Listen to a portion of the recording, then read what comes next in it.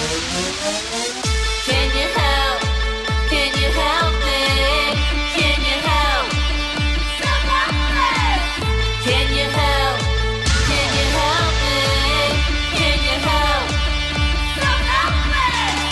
Can you help? Can you help me? Can you help?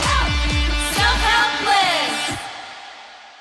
Hello, everybody. Welcome to another episode of Self-Helpless. I'm Kelsey Cook. I'm Delaney Fisher. And I'm Taylor Tomlinson. And today we're kind of doing an old school episode where we used to just get fired up about something, the three of us, after watching a documentary or reading a book. And we're going to talk about it. We all watched the documentary on Netflix called The Social Dilemma. And boy, we had a lot of thoughts about it. And shout out to one of our helpsters, Brandon, who actually messaged me on Instagram saying, you guys have to watch this and you'll probably want to do an episode on it. And then I watched it. I was like, you guys, have you seen this? You have to watch it. And they were like, we should do an episode. So anything about social media, I'm super interested in. But yeah, it was fascinating. It's still trending on Netflix in the top 10. I think it's been in the top 10 for a while. Yeah. Oh, wow. Yeah, everyone's talking about it. Goodness. Should we kick it off with a quote? Yeah, go for it. All right. This one was submitted by one of our wonderful helpsters, Melanie, on Patreon. So if you want to submit quotables to us, you can go to patreon.com/selfhelpless. And the quote is from Deepak Chopra. Did I say that right? I think it's Deepak Chopra. Chopra. Oh my God. Deepak Chopra. I knew that, but it's the morning. And this is why it's called Self-Helpless. We're trying our best.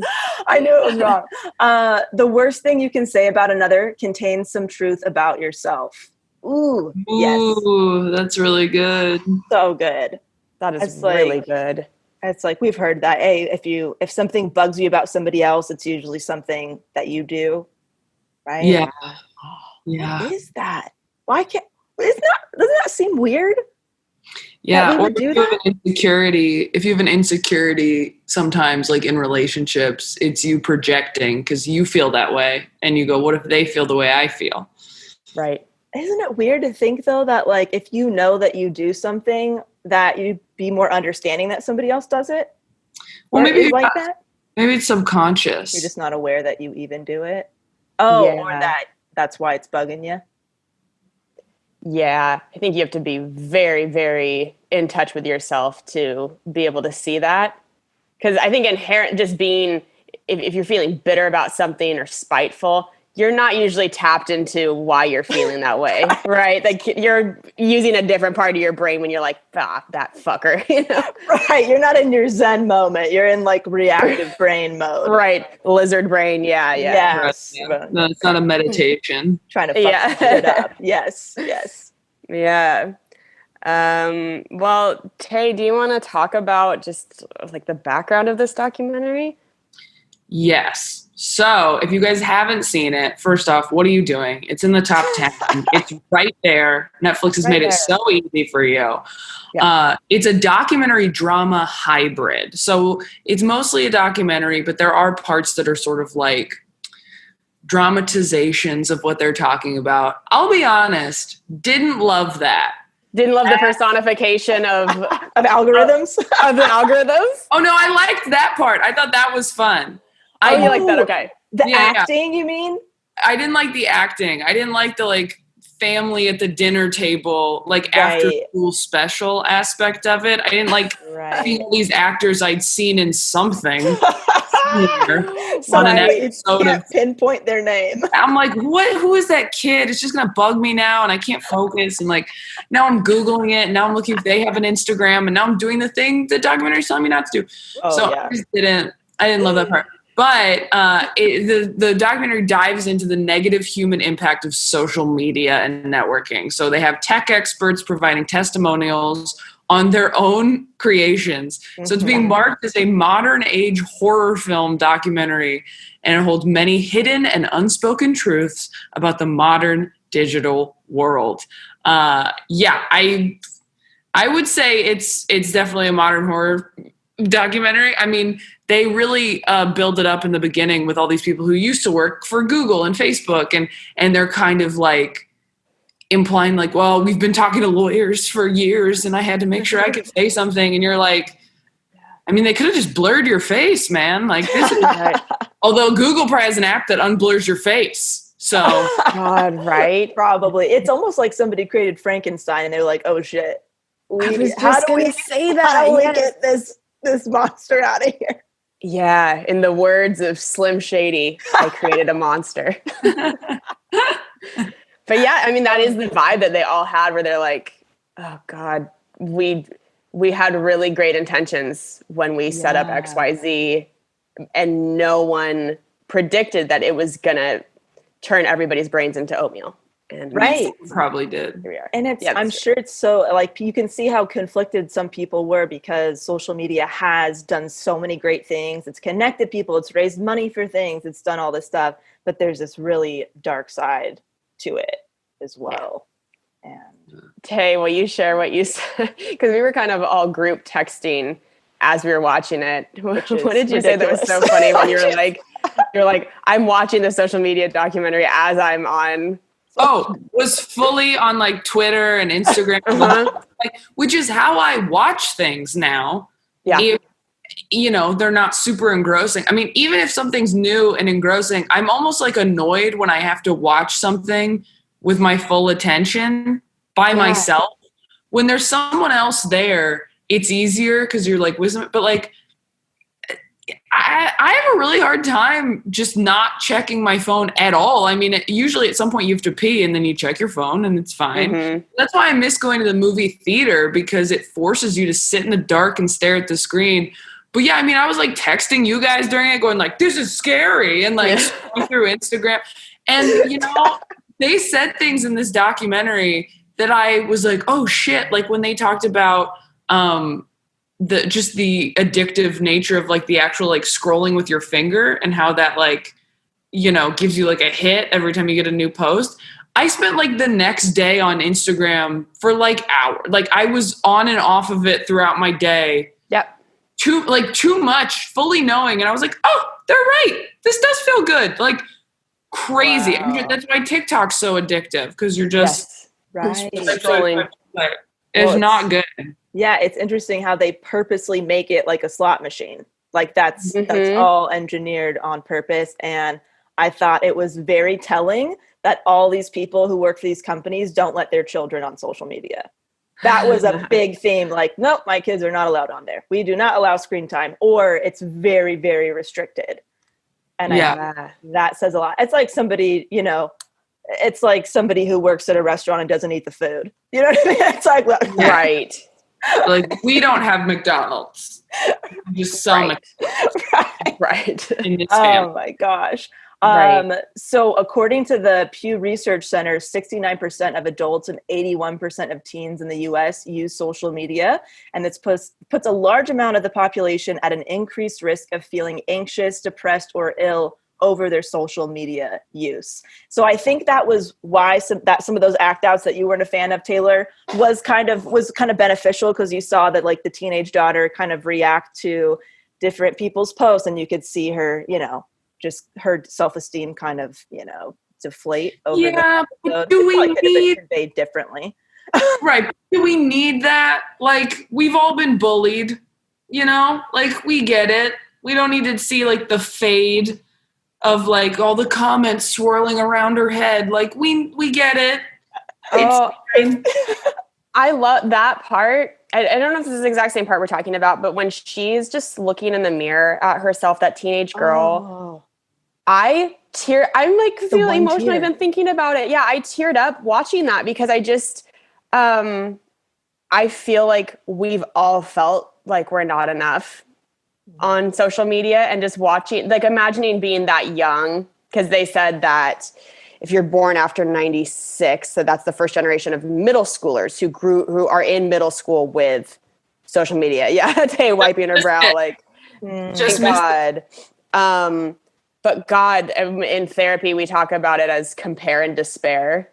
And that I always think of that with social media, where it's so much compare and despair. And my heart broke watching that act out of that young girl just looking at herself in the mirror, scrutinizing herself, and just you could see her feeling like, why can't I be prettier? Absolutely. And the scene where I know Taylor was not a fan of these. They could have just cut those out and had your commentary in there. Look, we've all been bullied, okay? Yeah.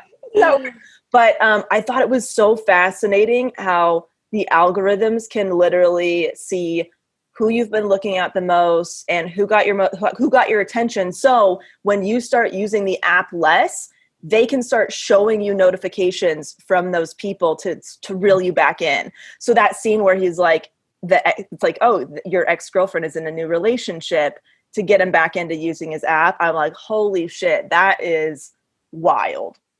Yeah. That's wild. I knew that they were monitoring things, right? I feel like most of us are aware of that. I didn't understand the degree to which they were, where they are calculating how long you spend looking on each post. Yes. That freaked me the fuck out. I was like, wow, that is so deep down the rabbit hole of nothing is a coincidence of what you're seeing on social media. Everything is very carefully put through an algorithm to go in front of your eyeballs. Right. They're selling. They're basically, they talked about how the product that we're selling is your behavior for impressions for products. Like, that's crazy. Oh, that was such a good quote. I forget who said it, but the quote that they had on screen where they said there are only two businesses that refer to their like clientele as users, and it's social media and like software drug dealers. Software companies, drug dealers. Goosebumps. Dude. I wrote that one down because I was like, we got to talk about that quote. That was just like, oh my God, we are totally, we're users. So crazy. And I mean, we've all talked about how if we take a break from social media, we usually feel a lot better.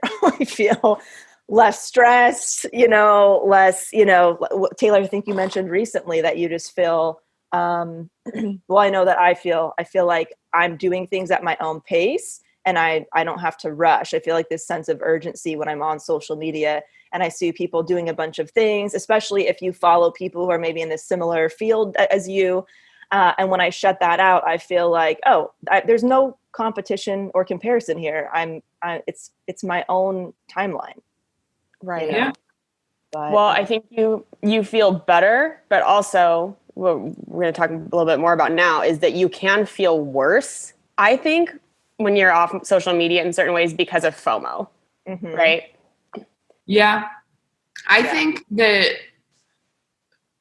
it's so tough to even talk about because I don't want to sound like we're only talking about people in entertainment, because I know people who aren't in entertainment. Like I have friends who aren't on social media, or they have one that's just blank that they use to like check on their friends, and they just like don't even think about posting, which is such a foreign concept to me. But when you work in entertainment, you have to post on social media unless you're like very famous already. But it's a big part of our job. But I've realized that what I need to do going forward is just reframe it and go like, okay, if you're on there posting or responding to comments or messages, that's productive. That's work. But how long does that actually take? Not that long. True. So every other time that I'm on social media, just like scrolling, refreshing, checking things out, like I never come away from that time feeling like I've accomplished anything or even like gained anything. I don't even feel fulfilled. Like the only time that I really feel like, oh, this is good, this is worth it, I'm glad I have it, is like if I have time to kill, I'm really tired, like in an airport or something, and I'm like too tired to be productive, but I just want to like relax or wind down. But the problem with that is, the time that I most want to wind down and relax and not think about anything, and when I go to like, TikTok or something or Instagram to just look at things, it's like when I'm trying to go to bed. So then you're up for another hour because you're staring at the screen, and it's like, it's like, it really is. It's like sugar where you're like, oh, when I don't do this thing, I feel better, but it's so addictive and it feels so good in the moment that I just keep doing it, even though I know this isn't going to make me feel good. Yeah.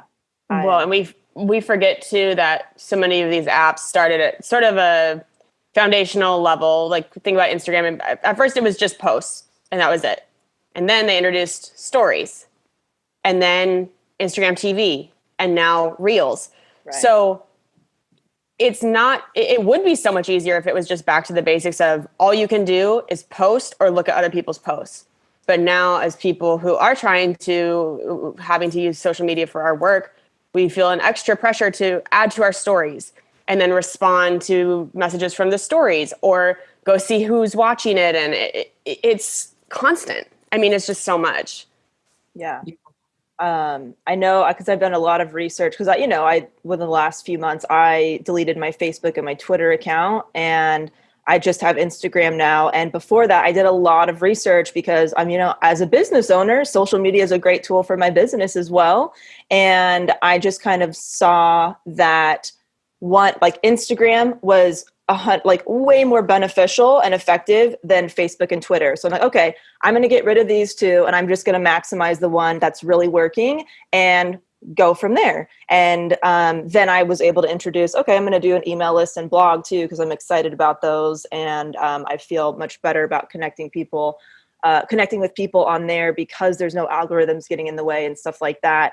And I did a lot of research on people who left social media because I'm like, I need all my research before I make a move like that people's businesses can still, succeed and everything. And a lot of people say you go through some pretty gnarly withdrawals the first couple of weeks, and then you get over that hump, and then you feel like your life has completely changed. Your business skyrockets, you grow, all of these things. Wow. So my plan for now is my plan is to leave Instagram as well over the course of the next year as I build up some other things. And the only way I'll keep it is if somebody else is running it and we are using it very intentionally for business, but I will not be on there. I do love connecting with people, but I know that if I build up my other platforms, I will be able to connect with them, in the same way over there in a way that makes me feel better and less stressed. And so I just thought it was interesting kind of doing that research. Like, yeah, there is withdrawals. Like you are getting off of a drug, like just expect that. So, have you felt that? Have I? No, because I still have Instagram and I wasn't really using Facebook or Twitter. So I don't feel like I'm fully off. I'm very restrictive. Like I go on there, I post and I respond to comments and messages and then I'm out. I don't do really any scrolling, which the algorithm fucking hates me for, you can tell, because I don't look at people's stuff. And so my shit does not get seen very much. Oh, God. And I also because I got banned for remember my shit got taken off for 6 weeks because my bio had said I sell unsolicited dick pics for a living when I was, running Dicks by Delaney. So I feel like my shit is already kind of in a weird spot, which is fine, but I will only really look at my client stuff to see what they're up to and congratulate them on stuff. And I've pretty much muted I've muted most people and I just see close family and friends and my clients because those are the people that I do want to, connect with for when I'm on there. But I don't know. It's hard. It's a hard thing to balance for sure. Yeah. Tay, I was going to ask you, in the last year, your social media numbers have skyrocketed from the special coming out. Has your relationship with social media changed since you've gotten more followers? Do you feel more addicted at all to social media because now there's that many more people, there's that many more likes and notifications, or how has it impacted you? I think it's more pressure. And I think because it's really only been the last 6 months that it's been going up so steadily. And I think once that happened, when it started to taper off more, or weeks that I don't get as many followers per day, I start to feel really anxious. And I go oh, I'm not building anymore. I'm stagnant and I gotta figure something out. I gotta post a video or something. And that's not good. But you know what? I realized if you don't post for a while, nobody's gonna care. Yes, you might not grow during that time. But nobody's going to go, you haven't posted in a week? We're gone. You know, like that's not going to happen. And there's so many people on social media, just like, I was this person, I was posting like every day for a while. And at a certain point I was like, this is just another job for me every day. This is like a chore now. And so now I try to just post when I want to. And sometimes that's 3 days in a row. And sometimes it's like once or twice a week. And it's been a lot better for me. But for a while I was like, oh, I got to be doing this every day. When I was working with a social media company, I mean, they send you a calendar every week of like, you post this day, you post that this day. How about you post this day? And it just starts to feel like that's your job. And you're like, I don't like my job. I don't like this job. Yeah. What's good about your guys' stuff though is that so much of it is very evergreen. Like you post your stand-up clips and they are out there and getting seen by a lot of people. And so even if you go off for a week or a few days, people are still able to find you and follow you, and like you can still kind of grow that way. You know? Yeah, that's true. So the social media company you work with, they are of the mindset that if you're trying to grow, you should be posting every day versus, because sometimes Tay, you and I've talked about that when we start posting every day, that's when we can see us losing followers more as well, because it's just kind of like the odds that you're going to be putting something out that somebody's like, I don't want to see this anymore. But they think it's best to still post every day. That's what they told me. I said that to them where I was like, I feel like sometimes I post every day and people get like annoyed, like it's too much, which I get. I've been that way with people where I follow someone and I go like, I mean, I like them. They just post too much and I just don't need to see them every single day. And they were like, no, we've never seen that. Like if you post like 3 times in a day, that's excessive. But if you post once a day, it's not a big deal. And I'm sure it depends on who you are and what you do. But yeah, I just feel that way. I just feel like if I post every couple of days even instead of every day, it's better. Yeah. 'Cause you don't want to annoy people. Right. I let it breathe. I definitely have FOMO, and like I think I want to peace out before my following gets bigger. That's the goal, unless I find that it's going to be really effective for my business and we test out a few things. But I will have FOMO because for me, I feel like it legitimizes my business a little bit. If somebody finds me and they see, oh, this is how many followers she has, or she's connected to this podcast, or she whatever. For me, it feels like it gives me like an extra credit, which is so dumb. But I do have people find me on there. And so I'm kind of concerned about leaving for that reason, that there won't be like enough social proof that I'm good at what I do or something weird, which I don't like that. And so I think, that's kind of a belief I'm going to have to get over. But I think if I build up some other stuff, I will feel a lot more confident.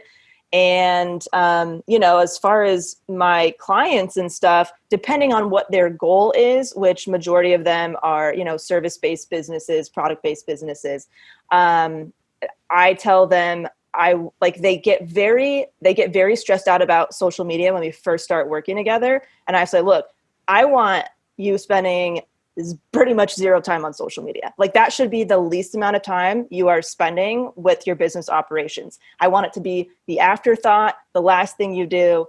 And that's that, because depending on what your goal is as a business owner or whatever your project is, followers do not equal money. Followers do not equal sales. So you might have 5,000 followers and nobody's interested in what you have to offer, or you might have like 500 and you're getting business inquiries. It's all about being very intentional with what you're posting. So I think people need to know that more too, that just because somebody has a shit ton of followers doesn't mean that's going to convert into money. I think people see like influencers and they're like, oh my God, they're probably killing it and their business is blowing up. And that might not necessarily be the case. And so I think anybody who feels shitty about their social media following should really remember that, because a lot of people feel horrible thinking that they can't run a business if they don't have all of the platforms with tons of people and stuff like that. Like I've said before on the show, I know somebody personally who has 1.5 million Instagram followers who can barely make rent. And I know somebody with 500 followers who charges $10,000 per client. What life do you want? That's up to you. It depends on your goal. It depends on your goal. Did you just say $10,000 a client? Yeah. I want to know who that is when we're. I'll tell you off the record. That's personal info. Does that include like they go down on you? Like what? How could you possibly charge 10 grand? High ticket. Yeah, is it OnlyFans? High ticket consultant. Yeah. So that's the thing is like, what are your goals? Do you want, look, if you want to be an influencer, you want to get brand deals, you want to do all those things and it's fun for you, great. Grow your followers, do all that. If you want to run a successful business, you just have to use it intentionally. If you're charging 10 grand a client, you need a few clients a year. You don't need 5 million Instagram followers. So I like to tell people that up front because they get so discouraged about not growing on social media. I'm like, no.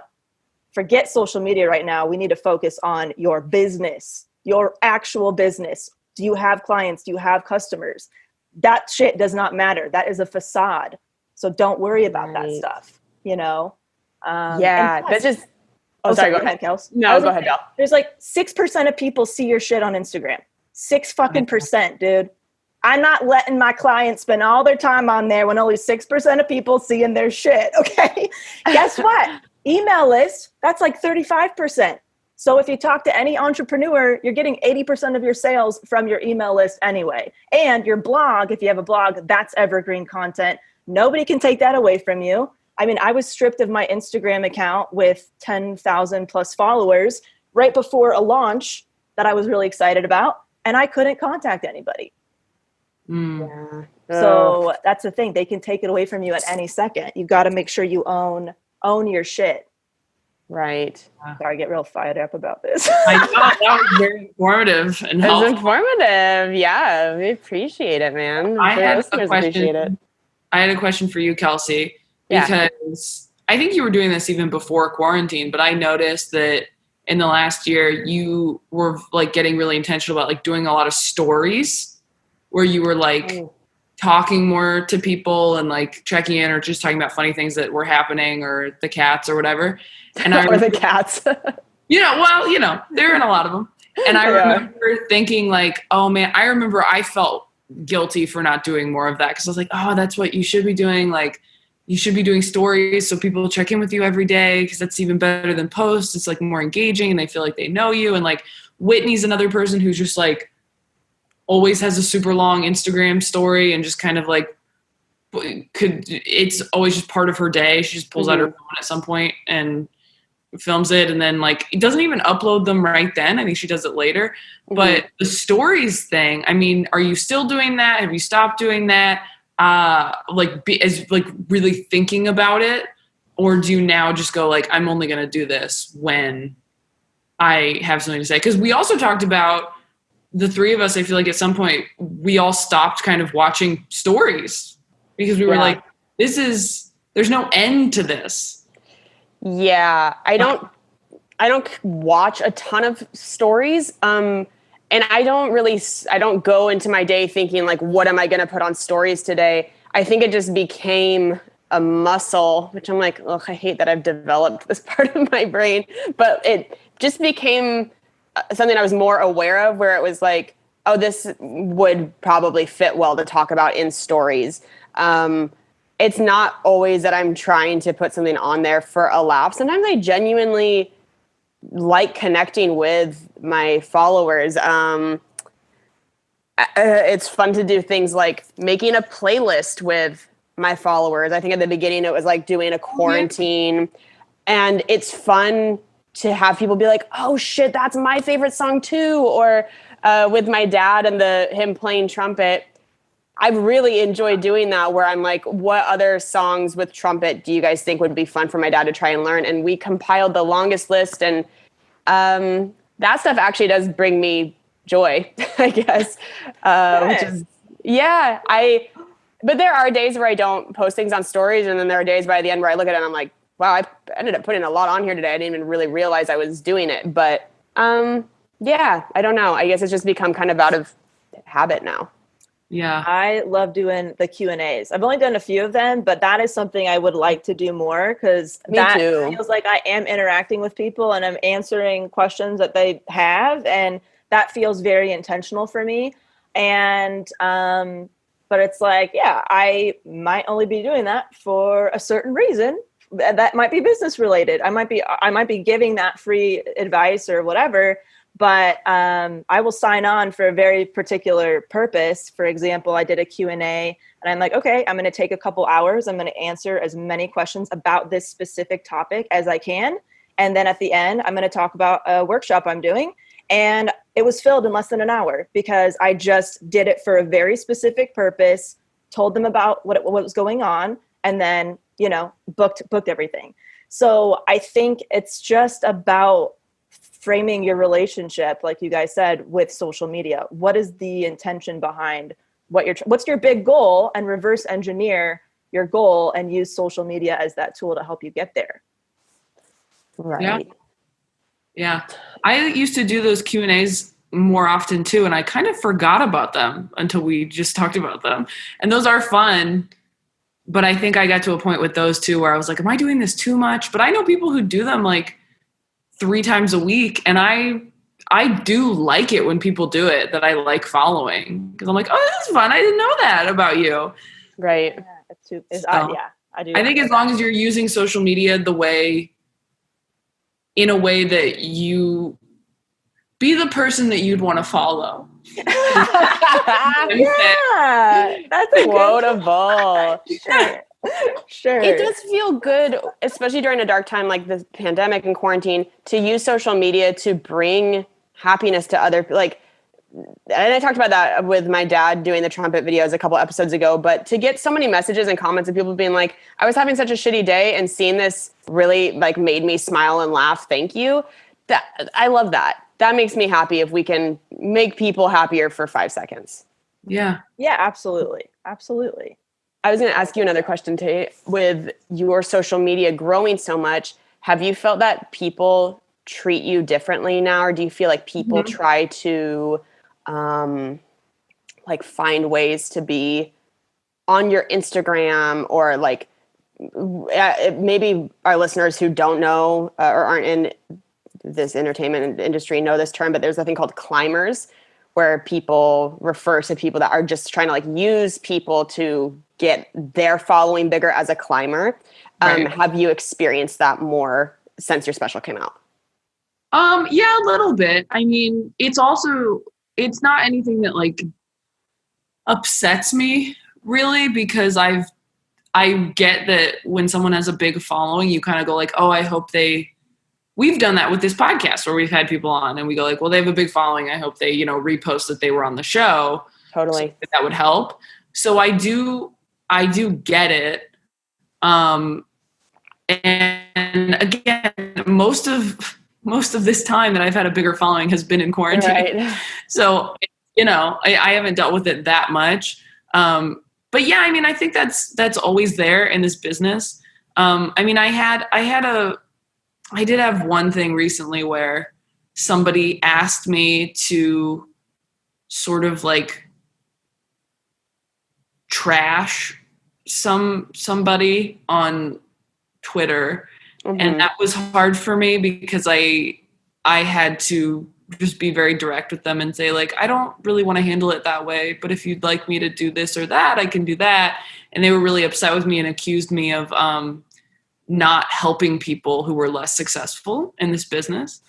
And we talked it out and it was fine and they apologized, but it was really hard because sometimes when you don't do what people want on social media, which is just like get more eyes on whatever feeling they're having, they like take it out on you. And I've experienced this in other ways over the years where I've, gotten opportunities and then people I was close to or thought I was close to got upset with me for not getting them the same opportunity when maybe I had tried or I couldn't, or, or they didn't know I had, or they weren't right for something, like whatever. It's very complicated, but yeah, social media, I think that probably happens in middle school. There's probably kids with 2,000 followers that are very popular because that's a lot for 6th grade. And maybe their friends are like, I have 50. Can you just, like it's all, social media is such a perfect representation of that. Like, look who I'm with. I mean, we've all talked about that. I feel like Delaney, you experienced that a lot as well when you were doing stand-up, where there were a lot of people who wanted other people to see you were friends. And like Kelsey, you've said that too, like that there were people who kind of made you feel like, oh, you like looking like we're friends, or you're friends with everybody, or you're friends with people who are at a certain level, etc. Right. Which is funny because I've never been like well known. You know what I mean? I've never had like a shit ton of social media followers where people are like, ooh, got to get in a picture with her so I can get tagged. But even at the, the level I've been at, yes, I've experienced that a little bit. Yeah. And it's a kind of jarring because I'm like, these numbers don't like mean anything significant. Yes, they're a great tool, but like, you can still be an asshole and have 1 million followers. It doesn't mean, like, I think people really put a lot of their worth into the followers on social media. And I think it's fucking a lot of kids up. And I get concerned for all my siblings. They're 18, 17, 14. They're all teenagers growing up with social media. And it's a little weird to like, see their stuff and see the comments from other kids and just they're growing. They are raised with this type of thing as being part of their day to day. And I just hope that their, self-esteem remains intact and they can stay grounded with this being part of like their culture, Yeah, because we're adults. We got this stuff as adults. Yeah. And we're still like, oh, that bums me out. Like, I've been trying to really think about why I want to post something, no matter what it is, because I've noticed that sometimes I only post things because I'm sad and I want feedback. Right. And that's okay sometimes. There's sometimes where I'm like, yeah, fuck it, I'm sad. I would like to feel better. But likes. That's fine. Likes, it's fine. But if you're doing that all the time and that's becoming a habit for you, you don't want that to become this like, little water spigot in your hamster cage. You're like, you know what they said?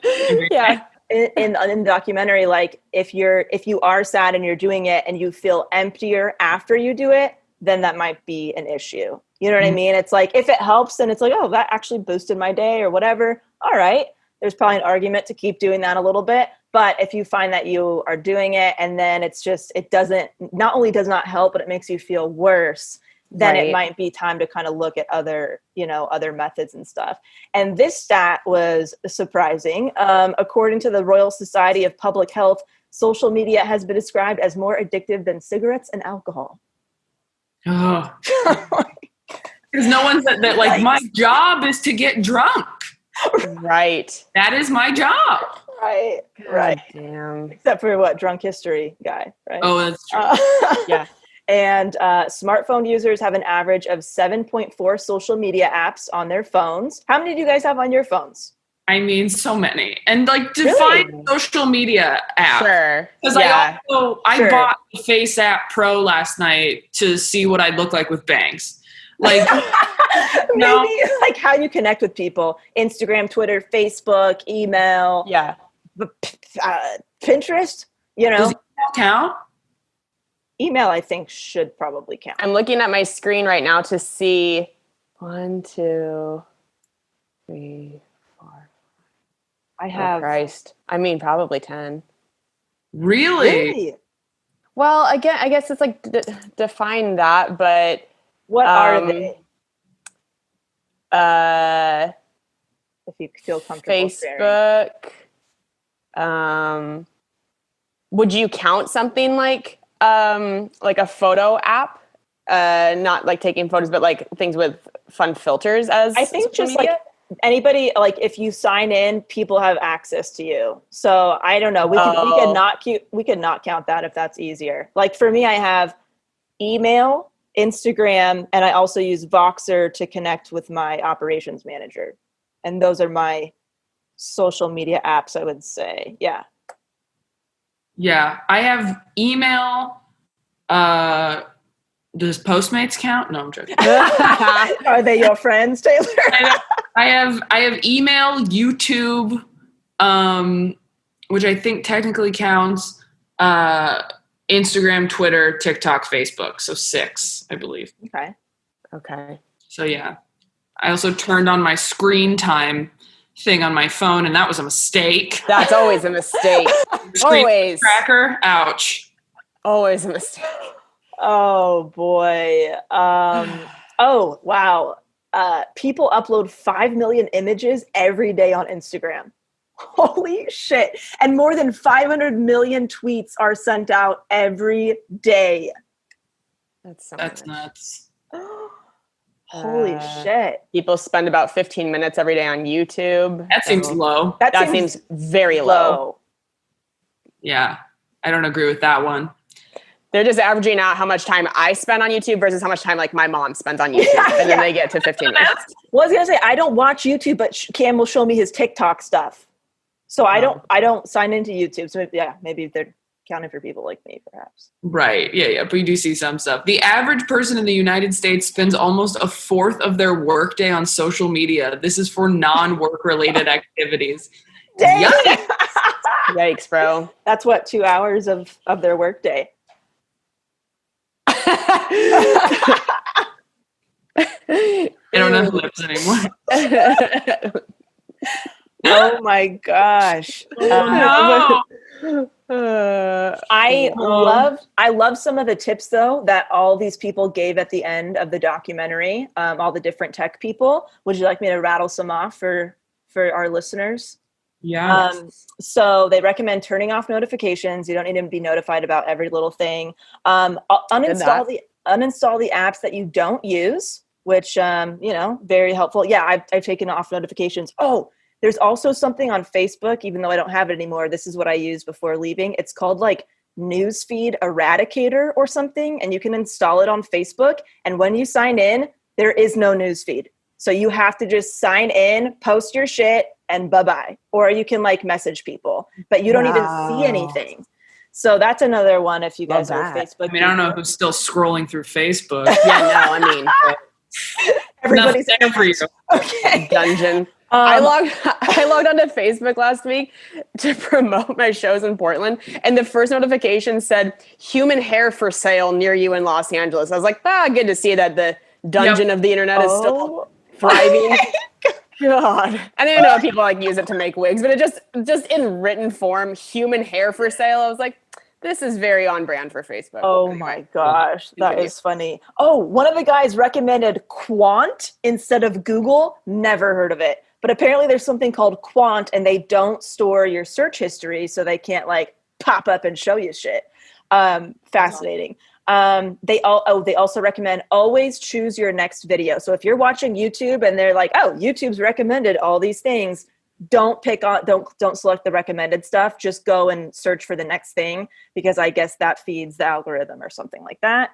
And before you share any information, preventing the fake news stuff, just fact check, do the extra Google, check the source. Keep in mind that you are voting with your clicks. So if you're clicking on clickbaity things and stuff like that, you will see more of those things. And they recommend following people that you disagree with as well, like following a well-rounded like information. So you're not just getting one side of everything, getting you all, angered up. And this one is for specifically families. They say this is justified by the research when you're talking about your kids and teens and stuff. They recommend for everybody really, no devices in the bedroom at a certain time. So if 8 p.m. is your time, leave the bedrooms out. You can get a regular old fashioned alarm clock if you have to. And one of the guys recommends no social media until high school. He recommends age 16.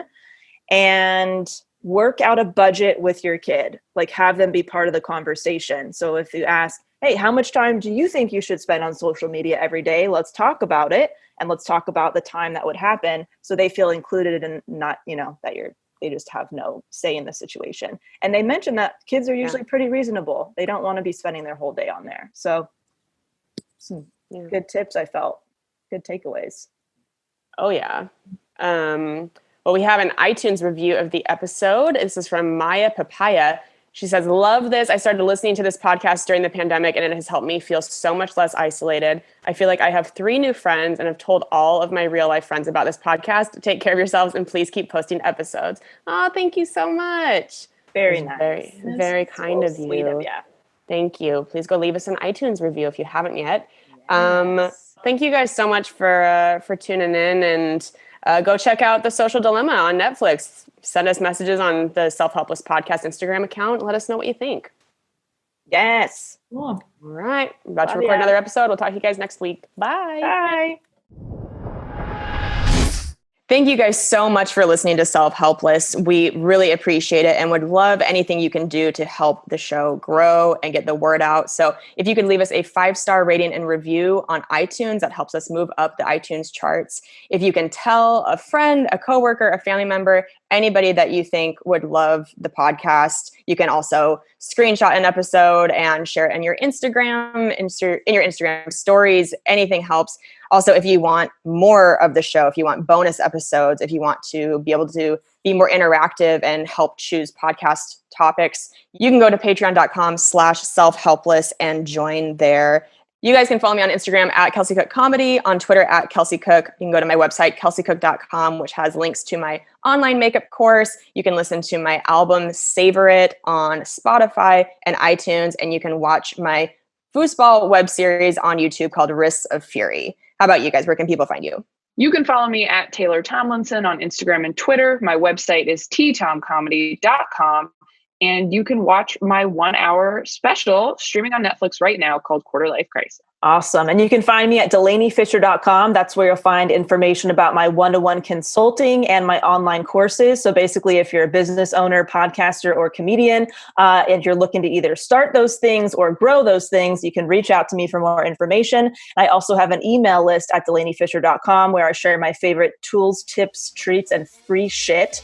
And then we just want to say a big special thank you to our wonderful editor, Emma Erdbrink, and our fantastic associate producer, Humaira Nawaz. And you can find everything that we all just mentioned at selfhelplesspodcast.com.